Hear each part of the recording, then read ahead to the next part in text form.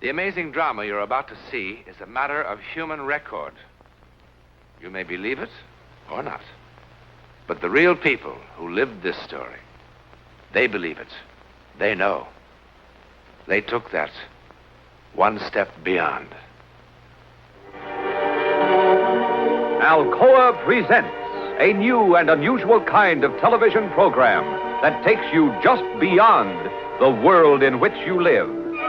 Alcoa presents Aluminum, from the world's leading producer, Aluminum Company of America, who creates new and unusual uses of this wondrous metal for the world in which you do live. And now, John Newland takes you one step beyond. Here in this warm, secure London house, early April 1912, began the bizarre and untold chapter of a news story that would soon stun the civilized world. In this library was an unread book. Coming events cast their shadows before them. Maybe. Remember this book. We'll come back to it later. It might shock you.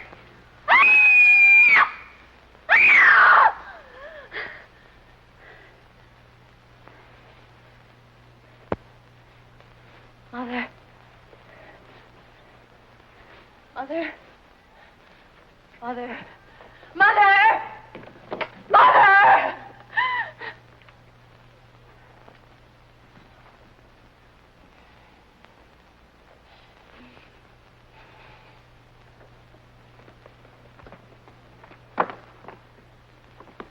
What is it? What's wrong, dear? It was water. Dark water. I was drowning. I couldn't swim anymore. I was drowning. Oh, you've just had one of those old-fashioned nightmares. Oh, no. I don't blame you. All this excitement about the wedding. No wonder. Eric was there. But I couldn't find him in the dark. And the water closed in over me. What does it mean? Nothing. Absolutely nothing. And in 4 days you'll be married and in Switzerland on your honeymoon. The happiest bride that ever was. And you can't drown in Switzerland. Nobody ever does. All they do is bang into trees on those foolish skis. But drowning? No. It was all so clear to me. And I could feel the water. It was like ice. Now, if you must dream, I order you to dream only pleasant things. Eric, your wedding dress, and how happy you're going to be. Promise? That's better. Now, come on back to bed. But I couldn't find him. I couldn't find Now, him. that is enough, darling. And I shouldn't worry Eric with this. You've been trying so hard to make everything wonderful for you. There. Now. Good night, dear. And no more nightmares.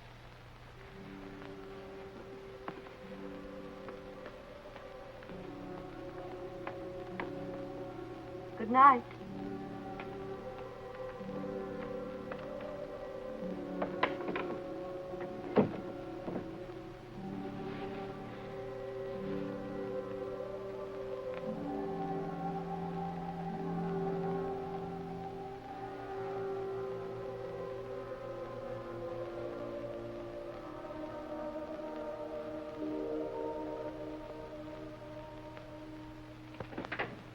Good morning, Emily. Is the future Mrs. Farley about? Grace? Eric. Well, I know it's early, but I wanted to see what my wife would look like in the mornings. ugly. Would you like some coffee, darling? I'd love some. You like surprises, don't you, darling? I love them. Come on, surprise me. It's about our honeymoon. The honeymoon? We're not going to Switzerland. We're not. Well, where are we going? We're going to America. To New York City. New York. Eric. Now, why don't you ask me how we're going to get there? Swim? Rowboat? Raft?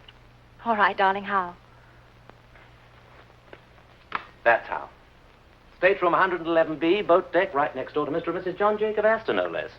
On the maiden voyage of His Royal Majesty's ship, Titanic, Southampton to New York, 6 days at sea, next Tuesday. At sea? Oh, just a little sugar, darling. I can't.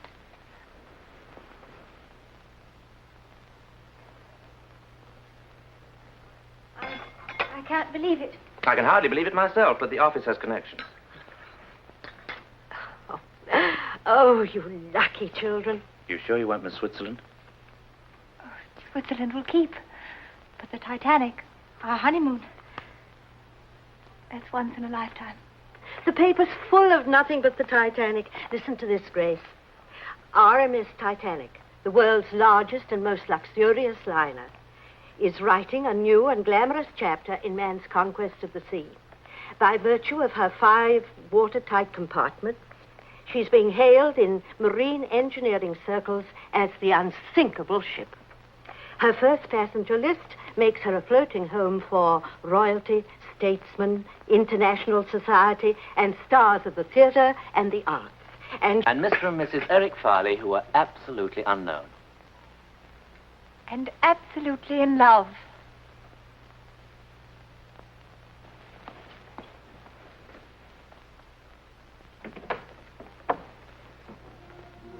Grace!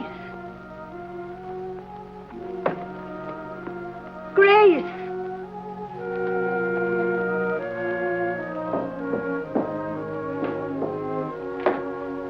Grace, what is it, darling?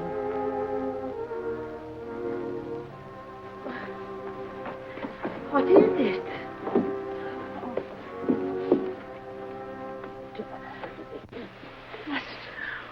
We can't go on that ship.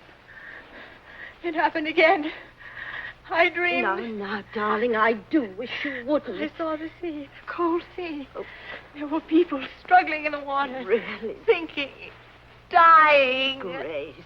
And then a huge ship slid down. Down. Now, it's just a bad dream. Besides, that ship couldn't be the Titanic. The Titanic can't sink. Everyone knows that. I saw a lifeboat tossing in the water. There were letters on the side of it. I saw. Really? So clearly I saw the word Titanic on the side of the boat. I did.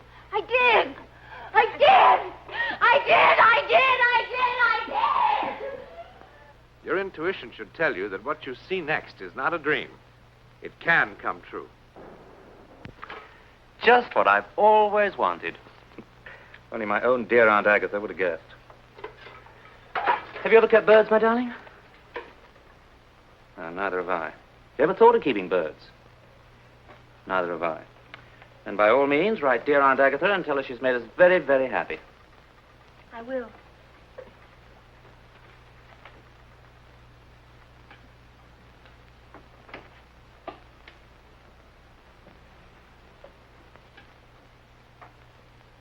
I know all about last night.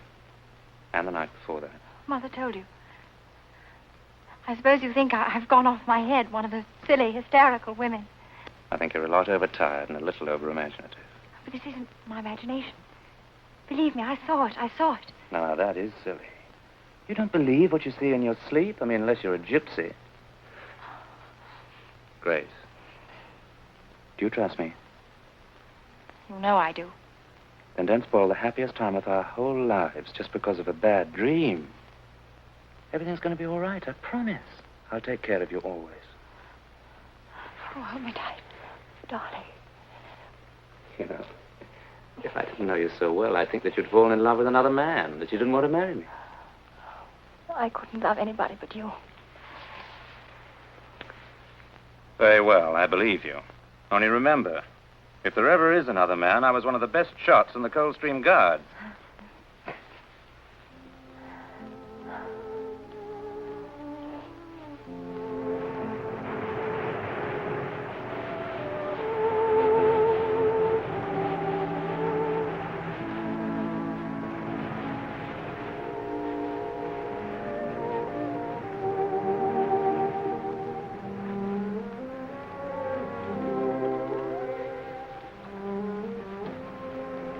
Are you asleep? I think I will keep a bird after all. I beg your pardon. That would please your Aunt Agatha, wouldn't it? Terribly. Did you have any particular species in mind? Oh, a lovebird, of course. Oh, naturally, lovebird.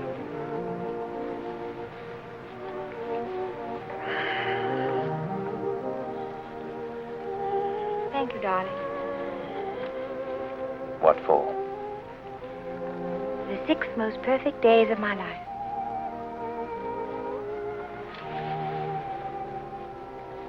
How lovely you are. And very young. Could be even better days.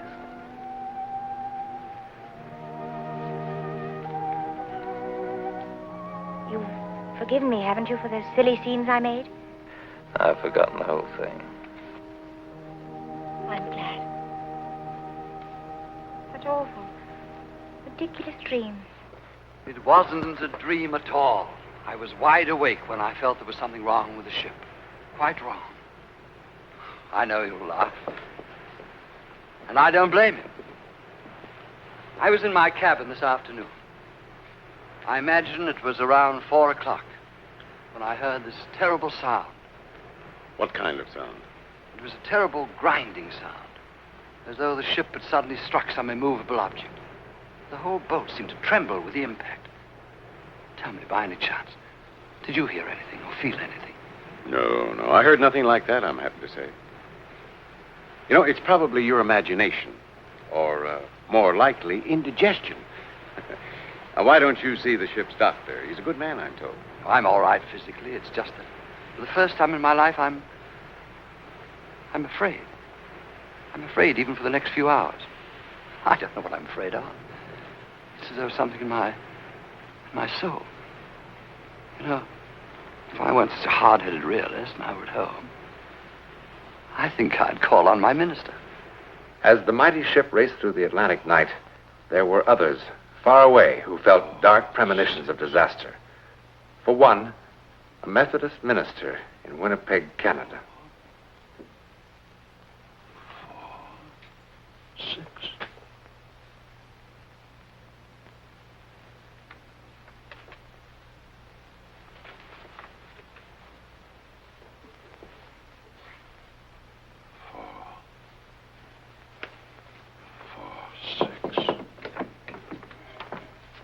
Excuse me, Dr. Morgan, but it's nearly time for the service. Miss Parsons, I'd like the congregation to sing hymn number 446 tonight. But, Dr. Morgan, the hymns for tonight are already posted in the church, and the organist... Please, 446. I didn't know that was one of your favorite hymns. It isn't. I don't even know the words. I simply know that we must sing it tonight.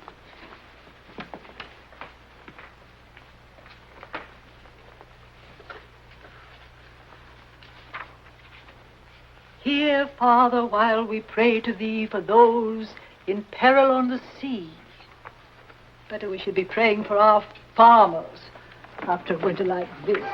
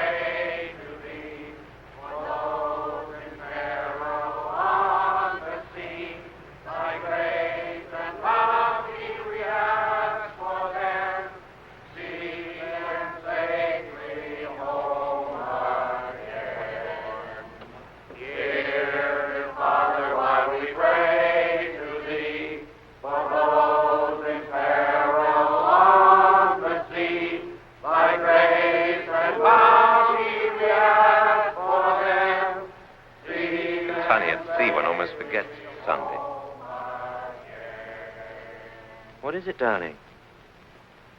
Nothing. You're cold.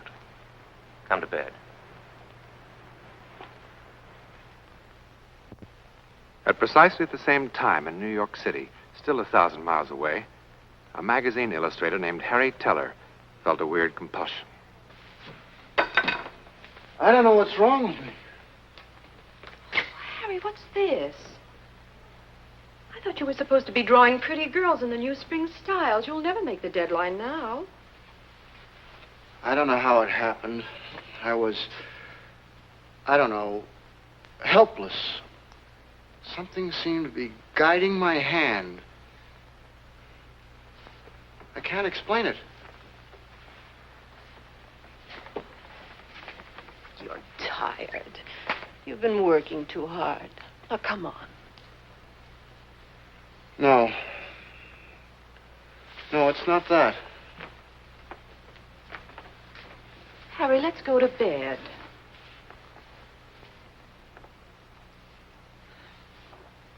Now, this drawing, it's awful. I don't know who would want it. But you know something? This is the best work you've ever done. I've never seen you do anything like this before. All of this detail in here. And Harry, what is it? Your hands are like ice. The water in the drawing was cold. Icy cold.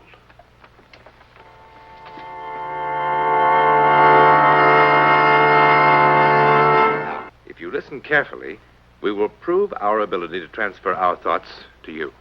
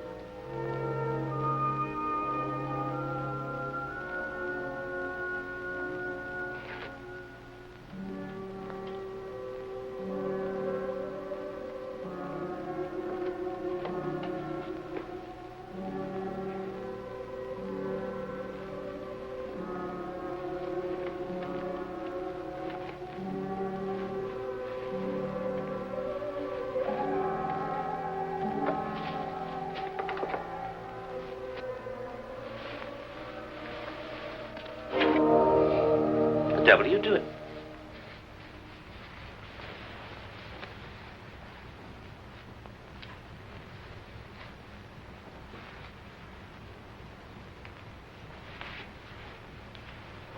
Grace. Grace. Grace.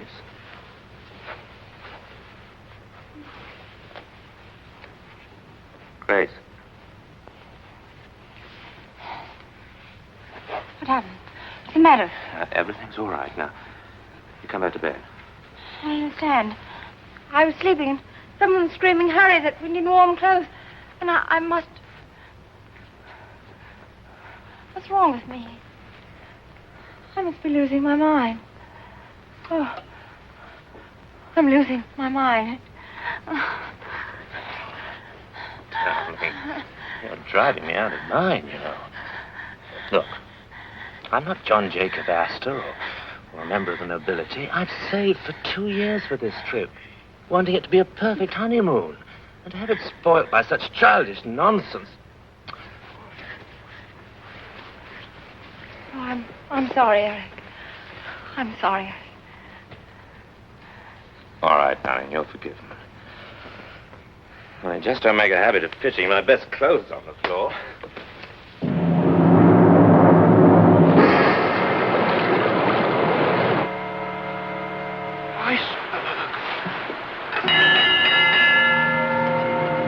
Iceberg, get ahead! Iceberg, get ahead! Iceberg, get ahead!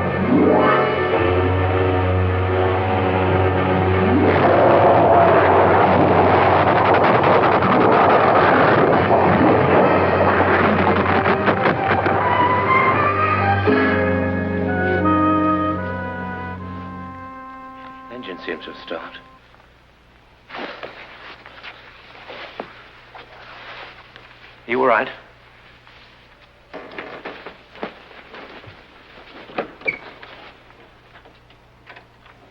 Oh, Stuart.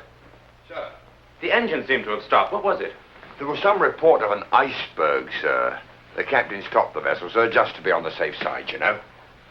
What an incredible ship. What service. They run out of ice at the bar, so what happens? We hit an iceberg. Good fresh ice. That's what I like. It's all over the deck. Have a drink, chum. No, thank you. Never seen an iceberg, darling. Shall we go and have a look? That's a good idea. We'll wrap up good and warm. Captain's orders, go to your lifeboat station. Please dress warmly. Now, there's no need to panic. Just take it nice and easy. It's just a precaution, darling.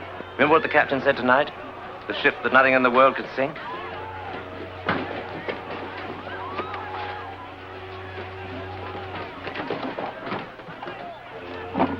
What are you doing?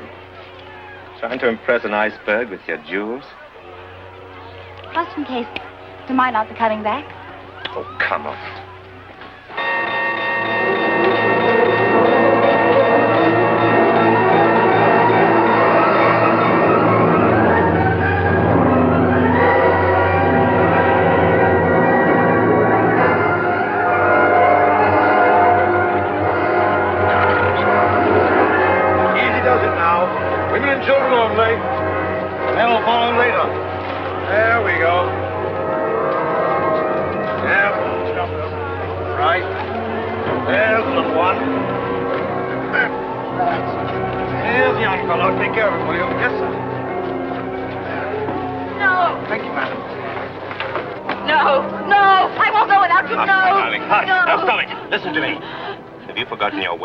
So soon.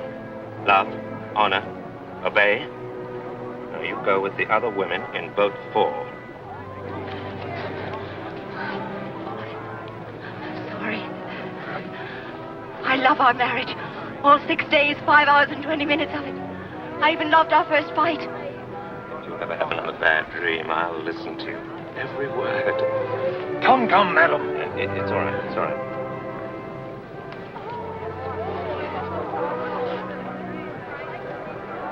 Good night, my love.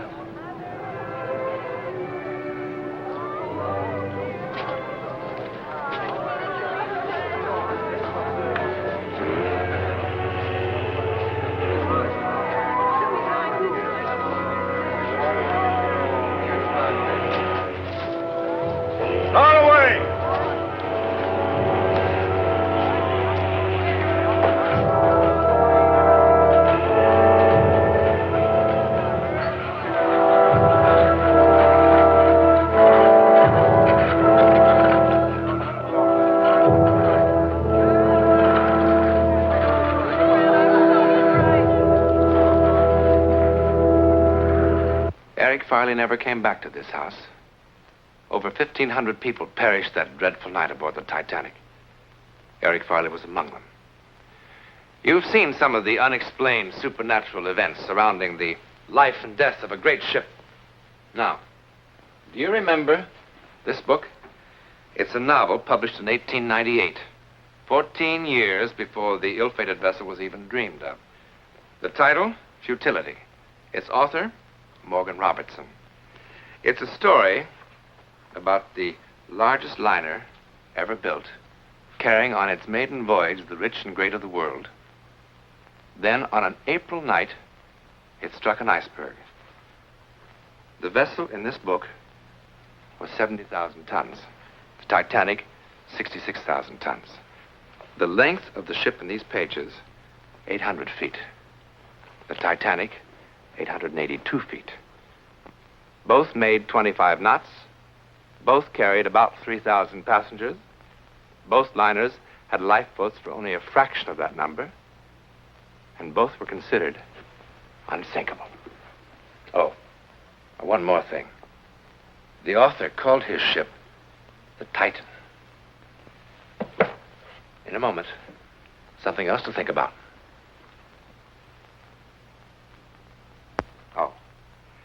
About next week. Well, it begins with a silly argument about this hat. And it ends when two people in peril, miles apart, discover an amazing kind of communication, an incredible way of finding each other, as together they take that one step beyond.